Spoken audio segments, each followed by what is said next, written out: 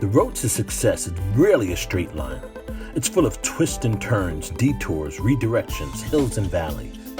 So join us on the path to success as we explore people's personal journeys. Come be encouraged, informed, and empowered to reach your dreams. Hello, and welcome to the Path to Success podcast. And I am just delighted today that we're going to spend time with our guest speaker today, Patricia Howard, Senior Vice President, and just hear her journey. You know, as the tagline says, the path to success is really a straight line. It's twists and turns, it's ups and downs, and you know, we're going to hear that and be encouraged by Patricia today. Patricia, welcome to the podcast. Wonderful. Thank you very much, Boris, for having me. I look forward to this experience. Thank you. My pleasure, my pleasure. So now you've been a senior VP for years, but I think I would like to take us back because I understand your journey started way back at a much younger age. Is that correct?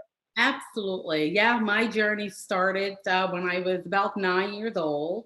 It was a walk downtown Newark, New Jersey from East Orange, New Jersey with my then fourth grade teacher, Miss Bailey. It was during this walk, she looked at me and she said, "What do you want to be when you grow up?" And I'd gone downtown walking with her several times, and I remember all the tall buildings. And back then, women they took their briefcases with them, and so did men. And I just pointed to two buildings downtown. One of the buildings were Prudential Insurance Company, and the other building was Blue Cross Blue Shield of New Jersey. And I said to her, "I want to work in one of those buildings. I want to be a businesswoman and run a large company someday." And she looked at me and she said, "You work hard, you set goals, and it shall happen." And the rest is history.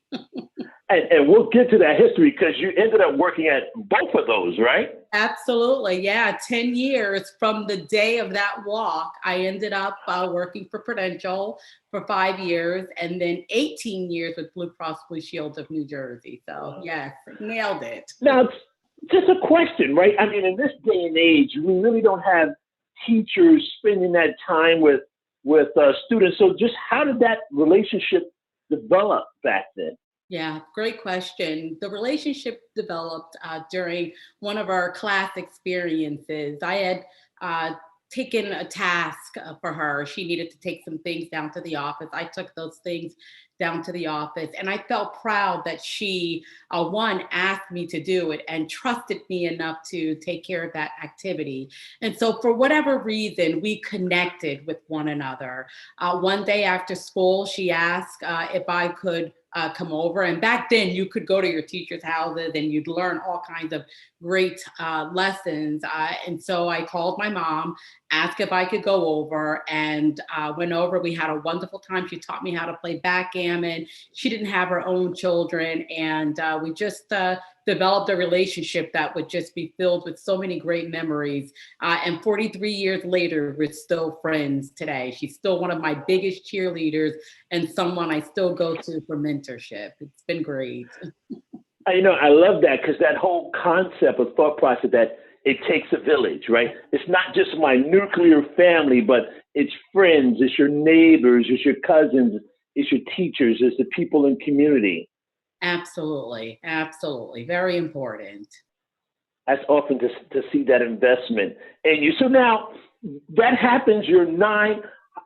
How do you eventually get to, you know, the company, or which one was first, Prudential or Blue Cross? It was Prudential. Yeah, it was Prudential first. Back then you would complete ads in the paper. You'd see an ad in the paper, and I saw an ad in the paper, and it said Prudential. They were looking for a new business specialist, and I remember the company from our walk, and I thought, you know what? Let me give them a call.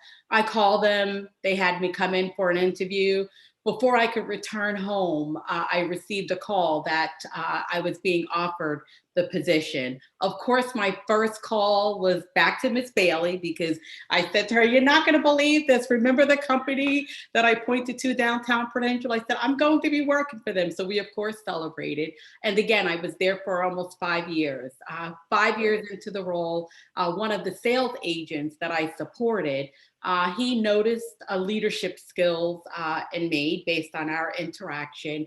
And he said to me, there's a company that is looking for a leader downtown Newark, New Jersey. Would you be interested in exploring the opportunity? I said, absolutely.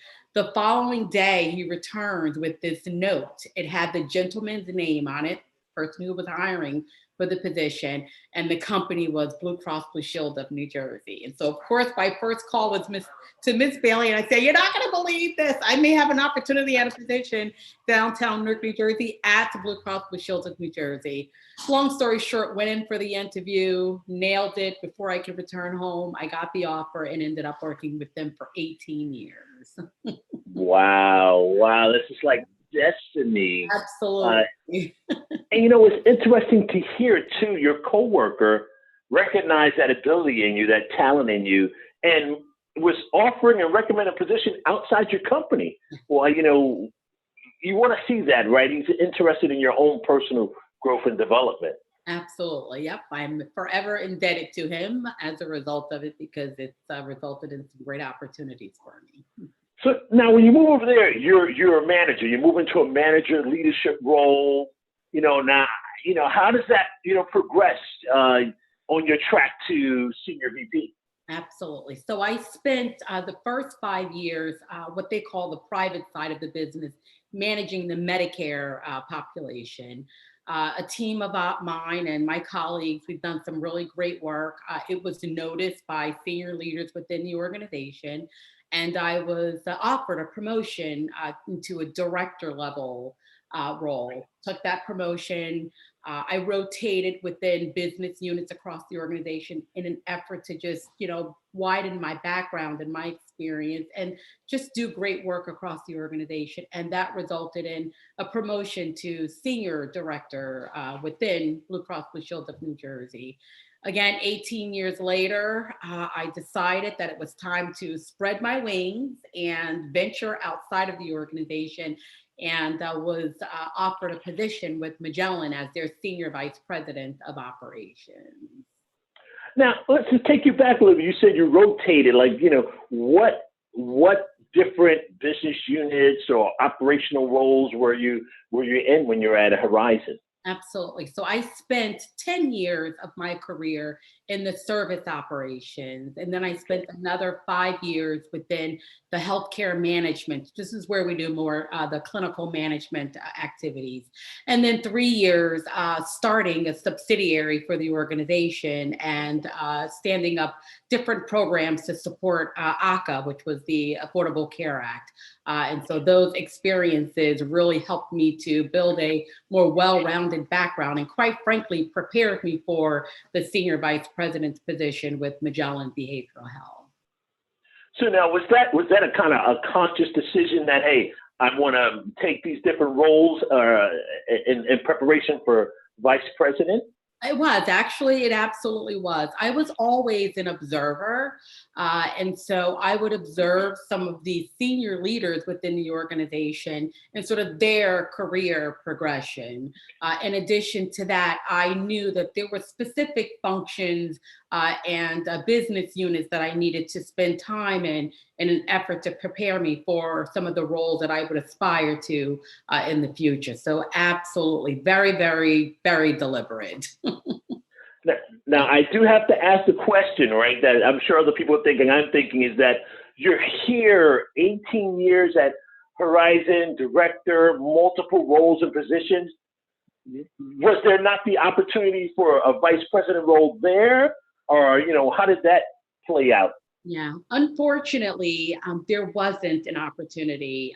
There were AVP roles at that time, assistant vice president, and there were few of them. And I had expressed interest along my journey in both of those roles and was not afforded the opportunity. And so I decided that if I couldn't make AVP here, I'll make SVP somewhere else. And so I took my talent elsewhere. Yep, it worked out. All right. So now you're at Magellan, senior VP role. You know, what is that like? And I think there was even a place after that. Tell me now, you know, just a woman, a Black woman in her senior vice president role. share with us a little bit about that, the challenges or, just, the specifics around that. Absolutely. So I'll tell you that I wasn't 100% equipped for the role. And I always tell young professionals, specifically people of color, that you don't always have to be 100% prepared for a role. You have capabilities, you acquired these experiences. Go for it. You'll learn the other 15, 20, 25%, on the job. And so I took that position, not having, all the boxes checked. And I work with some really smart clinicians and other colleagues that I partnered with. And as a result of it, we ran a large multi-million-dollar organization. There were some challenges being a person of color, especially a woman of color. Often I would host meetings with outside guests, and those guests would come in and they would say to me, "Oh, we're waiting for their executive team to arrive." And I would say to them, "Oh, well, who are we waiting for?" And they would say, "We're waiting for someone by the name of Patricia Howard." And I said, "All right, well, I'm here." So they would always just assume that I was not the executive that they were waiting for. So there were lots of those challenges, but you know what? You kind of get used to it. You kind of have some fun with it along the journey, and you just keep moving from there. Yeah. I like the approach that you took, because that's still a customer. You're still trying to win their business. You're still interacting with them, even though that slight may have happened. And, I like the way that you handled that there. So now, Magellan, how long were you at Magellan, and did you move even after Magellan? I did. So I was with Magellan for 3 years. And in that role, I realized I needed to learn the hospital side of the business if I was going to make president of a large healthcare company someday. And so I explored a position with United Health Group, Optum 360 very specifically, senior vice president of operations, and I was afforded the opportunity to take that position and do some great work. About 35 to 40 different hospital systems, $8 billion sort of book of business, and lots of customers I needed to keep happy, but took that position and did some great work there as well. I like to just ask a question. I think I know the answer, but for our audience, right, I'd like just to share. I usually say, leadership positions, they're not paying you for eight hours a day, right? They're paying you for a result. So give us a sense of the level of time investment, kind of preparation, commitment, running the business. Share a little bit about that at the SVP level. Absolutely. So, it's SVP level within a large, multi-billion-dollar organization. And so there's lots of responsibilities, not just from a team management and business management perspective, but whether you're working for a for-profit or not-for-profit organization, there are very, very hefty, lofty, if you will, financial targets that you have to hit. There are thousands of performance targets that you have to hit. And then you have clients, who all have their own unique needs, and you've got to be able to meet the needs of those clients. So it's a very, very demanding position. It is not a 10-hour day position. There are some days where you're working 16 hours, and I'm being, truthfully. And then there are some days, and I think you have to create that balance, as a senior executive. You have to really create that balance so that you don't burn yourself out. But there are many hours of work, not a lot of sleep, but important to sort of pull away if you can to, get some downtime. But it's very, very demanding. But I love it.